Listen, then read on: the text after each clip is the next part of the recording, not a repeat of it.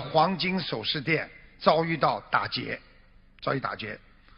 匪徒手持砍刀，打劫，跑进来威胁一个女店员，看见一个人过来，把口袋张开，往里面倒，匪徒呢非常着急的看，你肥猪啊，快点！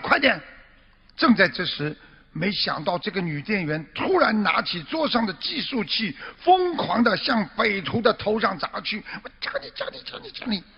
这一连串的猛砸呀，将匪徒突然之间击倒了。大家一拥而上，把匪徒制服了。当记者采访那名英勇的女店员的时候，她的情绪还没有稳定。